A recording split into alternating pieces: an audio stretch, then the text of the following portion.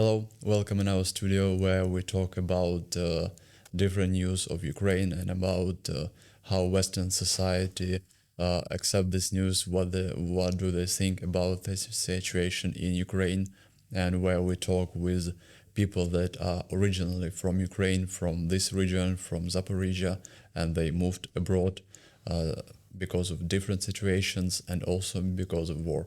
And today in our studio we've got Sasha. Sasha is now located in Amsterdam. Hello. Hey, thank you for invitation.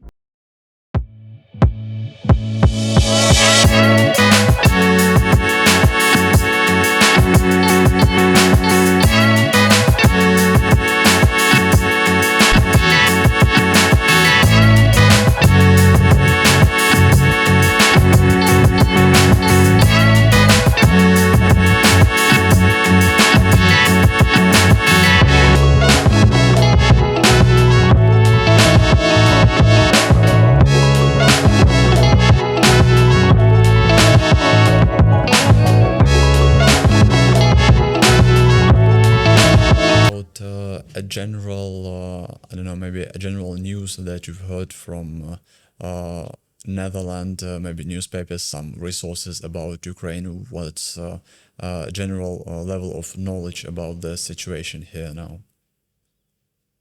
So when the war started, my whole circle of people who I was speaking to were Dutch people.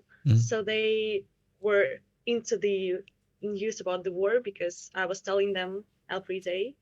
Unfortunately, after some period of time, I understood that those people do not really get what I feel. They don't get how the situation is there. So sometimes they don't understand what we are going through. And that's why I needed to switch my friends to like more of the Ukrainian side. So now I'm more speaking to Ukrainians here. However, in the news, I feel like the information about Ukraine is getting like the amount of the information is decreasing. So we see less about Ukraine, unfortunately. But we have a big Ukrainian community here. So we are doing the protests.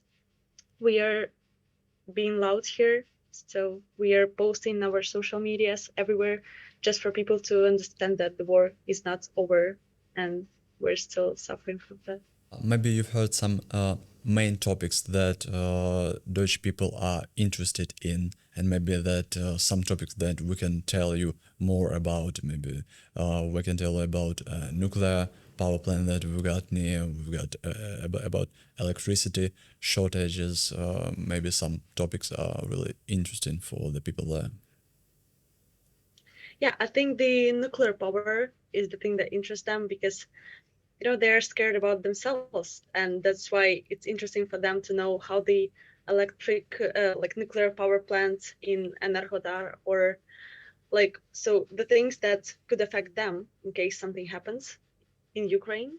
So and they also are worried of course about the gas prices and those type of things since it directly affects them too. About nuclear power plant, we can say that the situation is more stable than it were before. The situation is really not so tense now because we've got no more like maybe quite large threats that were before from Russia side. We've got no more shellings of the nuclear power plant, and the situation is a little bit more calm, and it's surely bring more calmness into life of the people here and into life of the people in Europe. Yeah, that's true. Because I remember in March when there was a big risk of shellings of the nuclear power plant, everyone here was scared as well as we were. Like people were really scared because if it happens, then the whole Europe is under this big nuclear mushroom, which is Yes, and we've got help from Netherlands. We've got a Patriot systems. They want to transport here maybe in a few months. We don't know how soon, but hope that as soon as possible. And we've got some like volunteer help. We've got some, I don't know, blankets, food, other stuff.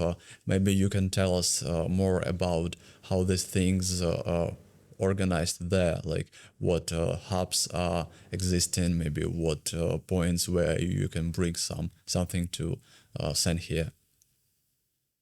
So we have the foundation, which is called Ukrainians in Netherlands, which is still working and still collecting goods for humanitarian aid, and also it helps like refugee people who came to Netherlands with the documents, bureaucracy, housing, work, and those type of things.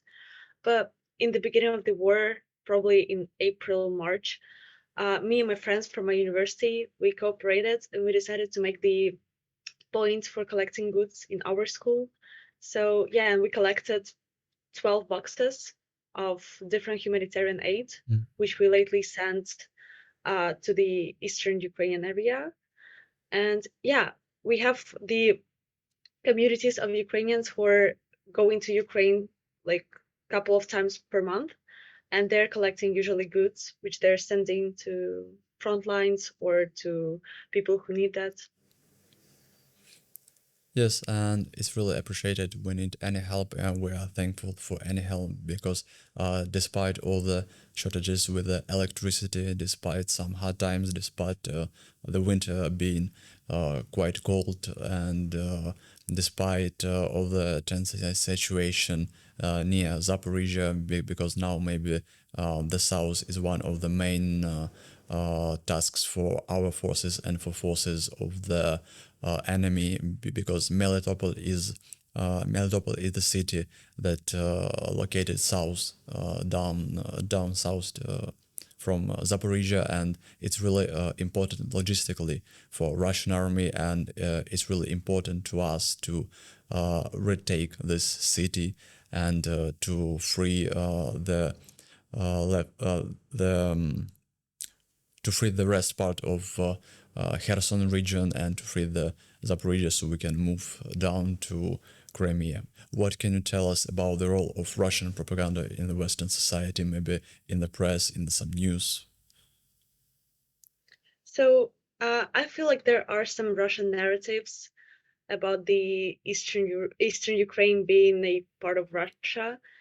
I heard it one day, like I heard the guy in the elevator. I was going in my school, just like after my lessons, and I heard him saying like, "Oh, why Ukraine is still fighting? Like, why do we need to pay for that?" Like, so some kind of those ideas, you know, when he's like, "Oh, I don't want to pay for that from my taxes. I don't care about Ukraine. I feel like this whole part is Russia. They speak Russian," and those kind of things. And then I stopped him and said, like, "What do you know about Ukraine? Do you know any of Ukrainian people? Have you ever spoken to them? Have you ever had a conversation with a Ukrainian person?" And he said no, apparently. And then, yeah, I was like, "If you want to speak about it, just contact me." I gave him my number, and I was like, "Yeah, if you just want to know more about how it works and what people are suffering there, and yeah, what's happening." And then he contacted me, and then we have spoken for some time. And apparently he changed his mind. So I feel like there are some Russian propagandistic narratives out there, but that's just because those people never met or heard from the Ukrainian side, because they read the media, which is kind of like pro-Russian. Because they have it here as well as everywhere in Western Europe. They have some kind of pro-Russian ideas. But yeah, I feel like 90% of people are not like that. Maybe 85.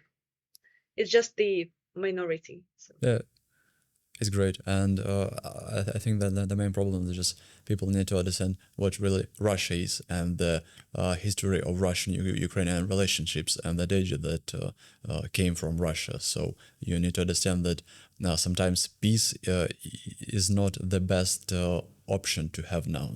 So we need to fight back and we need to regain all of our regions, and then we can talk about peace. Maybe we can talk about something with Russia.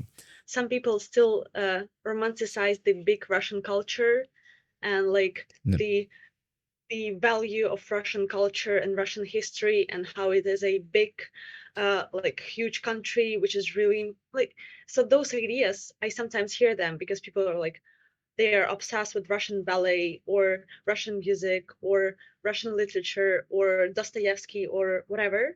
And people don't really connect those type of things with that Russia is the terrorist country. So for them, it's like, yeah, Russia is at war, but their culture is really nice.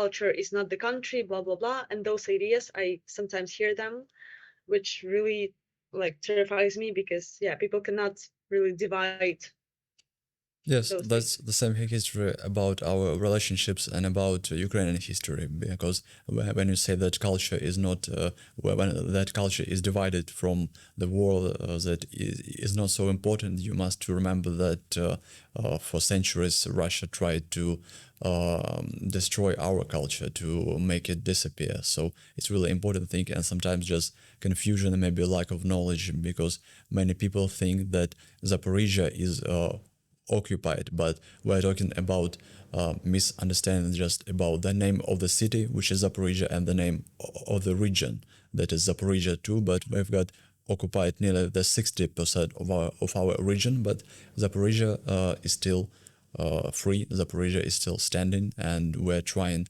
to supply all the regions, even sometimes supply to occupied regions, and to send some help. Yeah, many of my friends ask me if the Zaporizhzhia is occupied, because many of my friends know that I'm from Zaporizhzhia. And apparently I need to explain that Zaporizhzhia and Zaporizhzhia region is different things. Because, yeah, some people really think that Zaporizhzhia is occupied already because in the news and media, they say Zaporizhzhia Oblast, and people don't really understand what Oblast means. Yeah, sure. That's why Zaporizhzhia, and for them it's like, yeah, the whole area. So, Yeah, so misunderstanding.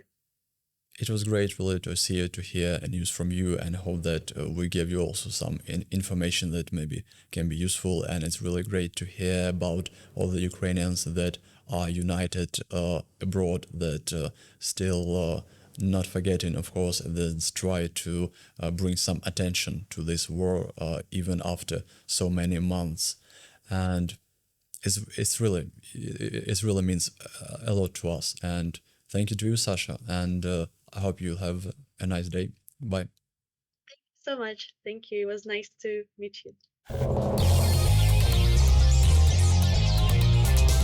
Радіо на дотик. На дотик.